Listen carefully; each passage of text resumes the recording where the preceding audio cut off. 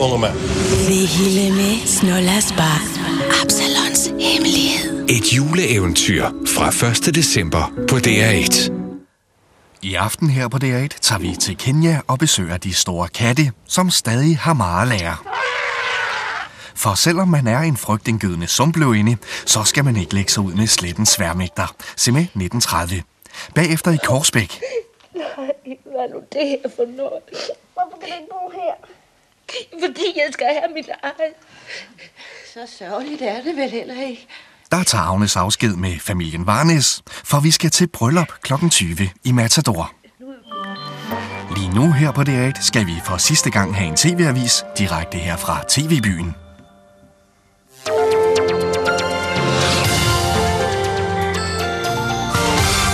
Advarsel til boligejere. Stigende rente kan koste dyrt for folk med flekslån.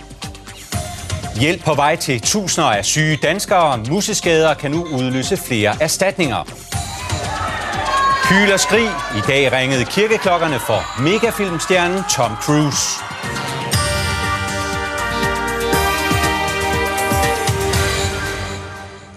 Lørdag den 18. november 2006. Vi er klar med Danmarks historiens sidste tv-avis her fra TV-byen.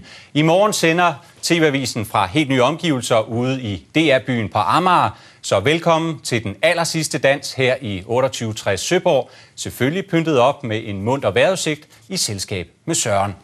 Jamen, der er altid grund til et smil, også selvom vejrudsigten er lidt våd.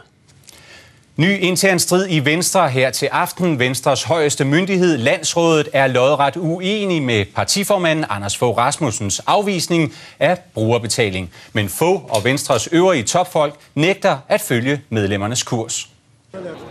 Wow. Markedet for elektroniske spil er allerede gigantisk. Alligevel ventes salget af blip-blop-apparater at blive fordoblet i løbet af bare 2 år. Så er forældre og bedsteforældre vist advaret. Nu skal vi så til det uigenkaldeligt sidste indslag fra TV-avisen, sendt her fra TV-byen. For i morgen sender vi som bekendt fra DR-byen, vores nye smarte hus ude på det smarte Amager. Her er et sidste suk og smil fra vores sidste arbejdsdag her på denne adresse. Danmark står der meget passende på flyttekasserne, for det er et stykke Danmarks historie, der i hundredvis af kasser nu igen skal have et nyt hjem.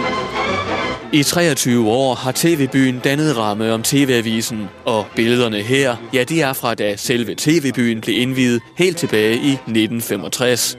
Det er jo en festdag og en glædesdag for Danmarks Radio. Læg mærke til navnet her, Geo Nielsen. Han har været med hele vejen og står som ind bag kameraet i tv-studiet lige nu. Hvordan har du det egentlig med det her sidste farvel? Det er enormt svært, når man har været her så mange år. Men der skal også ske noget nyt, og der skal ske en udvikling. Sådan så det ud i 80'erne, da TV-avisen begyndte at sende herude fra TV-byen. Meget er ændret siden da. Alligevel bliver skiftet til DR-byen en ny start, mener Sten Christensen, der har været redaktionssekretær på TV-avisen de seneste 15 år. Nye tider, nyt hus, nye udfordringer. Jeg synes, det er helt i orden. Man flytter. Det giver et spark. Ligesom for Geo Nielsen er det også for Sten Christensen den sidste arbejdsdag. Til gengæld fortsætter Jeppe Nybro her også i DR-byen, og heller ikke hos ham fejler optimismen noget. Det er jo lidt ligesom at tage afsked med en gammel kæreste. Det er jo altid trist og vemodigt, men det hjælper jo, når man ved, at der er en meget bedre cigar, der venter forud. Ja, det er altså med lidt blandede følelser, at vi nu siger et sidste farvel herude fra TV-byen 2860 Søborg. Og selvom vi i morgen sender ude fra et splinternyt og moderne mediehus, så tror jeg, at jeg taler på de fleste af mine kollegers vegne, når jeg siger, at det alligevel bliver lidt vemodigt. Det bliver da ikke vemodigt, det bliver da fedt. Ikke bare fedt, det bliver da super fedt. Vi ses derude. Ja, okay, det bliver kanon. Vi ses. Okay. Vi ses, og ja, det bliver rigtig fint. Det kan vi godt love. Hvad med vejret, Søren Jacobsen, bliver det også et fint flyttevejr? Altså, flyttekasserne, de bliver i hvert fald tørre indtil et stykke ud af eftermiddagen.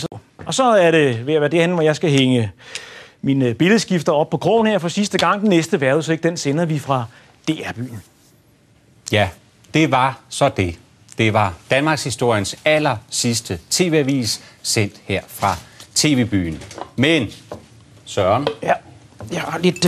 Og jeg og resten af holdet lover, at vi vender endnu stærkere tilbage, og det om bare 17 timer. For når vi har delt den her flaske champagne og måske et par stykker til, så pakker vi i aften TV-avisen ned i kasser, og i morgen kl. 12 er vi så klar til at præsentere TV-avisen i helt nye omgivelser, ude i den nye smarte... Mange tak skal du have. Ude i den nye smarte DR-by, ude på det topsmarte Amager. Tak for dansen her fra TV-byen 2860 Søborg. Vi glæder os til at invitere indenfor i vores nye flotte hus i morgen. Vi ses. Og jeg skål på det. Reimers krammedyr, det har han selv taget med. Men jeg ved, at Torsten, han vil godt med over i.